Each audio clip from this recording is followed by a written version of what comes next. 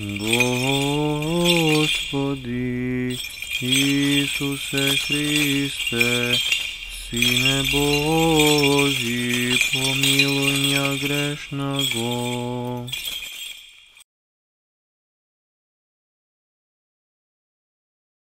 В името на Отца и Сина и Святия Дух. Амин. Возлюбени во Христа Бога, браќа и сестри, денеска Светата Црква Божија го празнува великиот богослов на Црквата, апостол Христов и евангелист Јован, бележита личност. Со златни букви запишана на страниците од историјата на Светата Црква Божја. Најмладиот меѓу учениците. И од Христа Господа најсаканиот, како што таткото сугарето го сака повеќе малку од сите повозрасни од него, така Христос го засака Јована, богослов, кој што на Христа му се придружи заедно со неговиот брат Јаков. И само за Свети Јован богослов ние би можеле се разбира со сати да зборува. Но за да знаеме колку е крупна неговата појава во животот на црквата, доволно да кажеме дека негов символ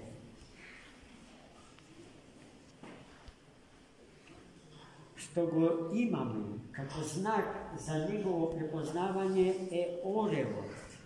Зошто орел? Зарад возвишената мисла што тој ја негува. Кој што затоа што тој со својата мисла ги превозвогна сите граници на човечката мисла и човештвото го воведе во еден свет кој што не знае за граници, кој што не знае за крај. Во светот на творештвото се разбира. Затоа што е високомислен, исто толку длабокомислен, Светиот Јован, богослов, апостол евангелист, е името што го носат сите високи училишта во православниот свет, неброени факултети, духовни академии, семинари, богослови, денеска слават. Денеска слави Санкт-Петербуршката духовна академија, чиј студент беше Калистрат. Денеска слави Богословскиот факултет во Белград, чиј студент бев јас. Гледајте на кои се школи сме се школувале и сите тие го носат името на денес славениот ученик Христов, великиот, маркантниот богослов на црквата, со словенските народи. Првите мисли од неговото свето Евангелие ги прочитаа на свој мајчин јазик, во превод на светите браќа, солунски браќа Кирил и Методи. Не би си допуштил сега да влегувам во анализа на неговата богословска мисла, затоа треба малку повеќе дома да читам. А и тоа е Свети Јован, богослов, кого што Христос на Богомајката и го остави како син, а не му пак својата мајка Христос му ја остави како мајка. Највозлюбени во Христа Бога, браќи и сестри, денешното свето Евангелие, денешното евангелско четиво е врзано за името на денес славениот. станува збор за еден прекрасен сончев ден како што е денешниот во Струга и за еден настан кој што се случува покрај едно езеро како што е нашо. Два кораби и внатре рибари. Во двата кораби по двајца родени браќа. Јован и Јаков, Петар и Андре. И Христос, кој што е на брегот, ги гледа како ги плават мрежите од после неуспешниот риболов.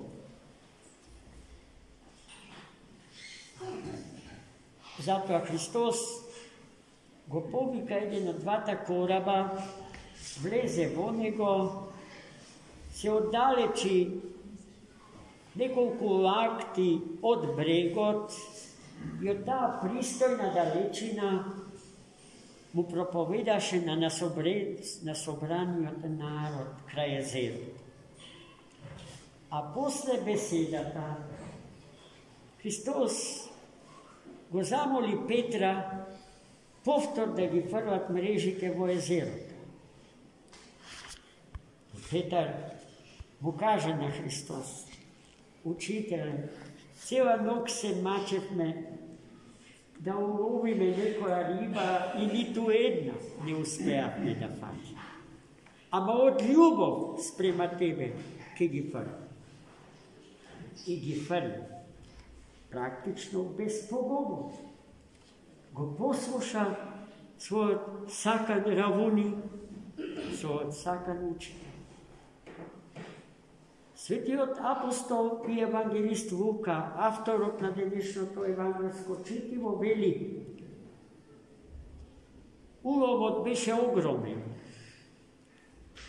толку голем што и мрежата им се скина.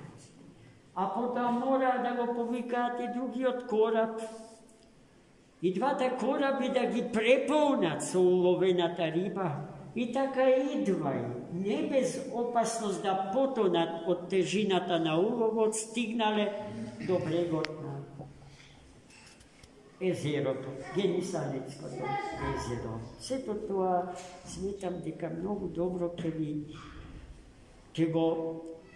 ќе си го замислите, ако сето тоа што таму се случувало го пренесете, го транспонирате на наши векалишки простори, токму во кругот на нашиот манастир покрај благословеното езеро Бело и Охридско. После тој улов, почитувани браќи и сестри, светиот апостол Петар се преплаши, а и сите други. Бидејќи такво нешто не можеа да го очекуваат, а се случи нешто што ги надминува човечките сили и можности. Особено затоа што пред тоа многу се трудеа, померат од своите сили да дојдат до некаков улов на риба и ништо од тоа. И го замолија Христа Господа. Петар го замоли во името на сите, ако сака да ги остави, да си отиде.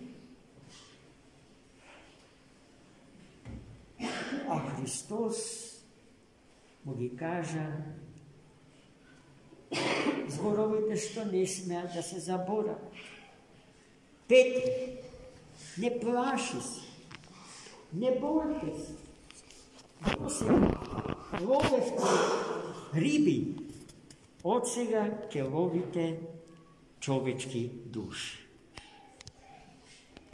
Последнава мисла Христова се разбира, може да биде погрешно разбрана, ако не се даде до знаење дека мрежите со кои што апостолите ќе ловат луѓе се мрежите на верата Христова, верата на Светата Црква Господња, верата на Светата Црква Христова, верата на светите апостоли, така во круг.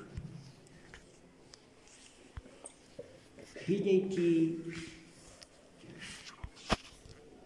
тој улов на души човечки не може да се случи без послушноста што ја имаат светите апостоли спрема Христос во денешната случка.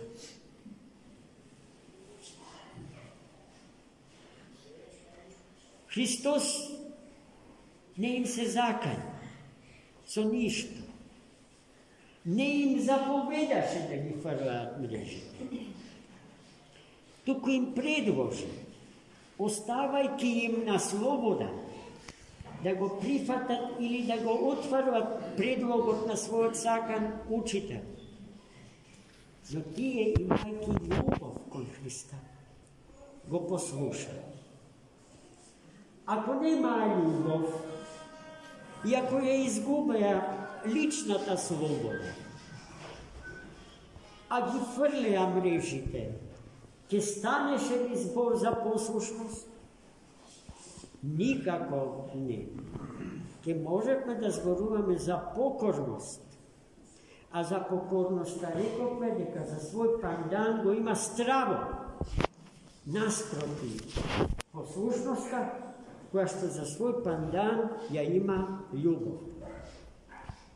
Љубов нема таму каде што слобода нема. Ниту има вистинска слобода каде што љубов вистинска нема. Се, како што гледате, во божествената економија, домострој на спасението на човекот и на светот, органски поврзано, се ставено во некоја благословена зависност.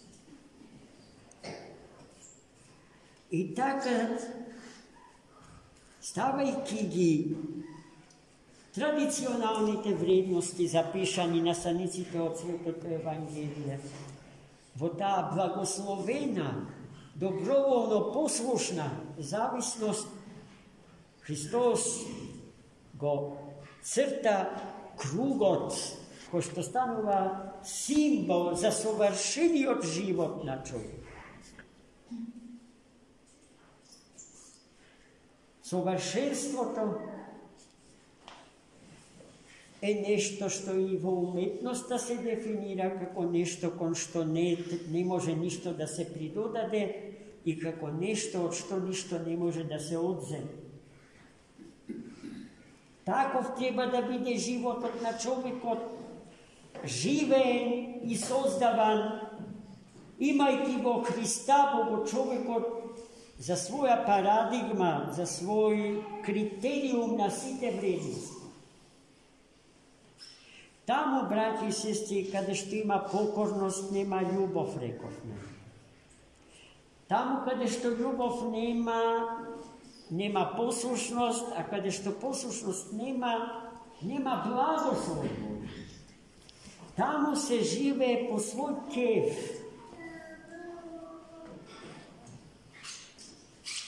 Тоа можеме да го познаеме и во нашиот собствен живот.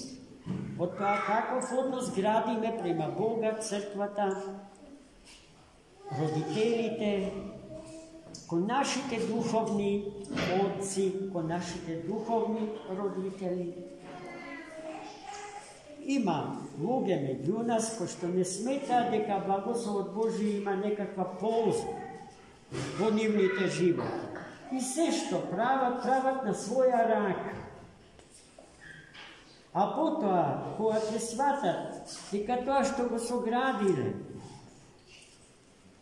е кула од песок соградиле, која што се урива при надоаѓањето на првите води,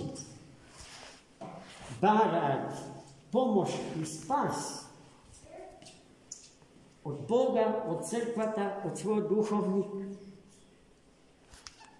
А себе си однапред се амнестираат за невини и безгрешни, барајќи ја вината, барајќи ја кривицата во другиот, во братот свој. Оној кој што живее, имајќи доброволна послушност кон Бога. Тој целиот свој живот го поставува врз темелите на љубовта, врз основите на слободата, како еден од највозвишените дарови Божи со кој што Бог го овенчал човекот како личност и како природа.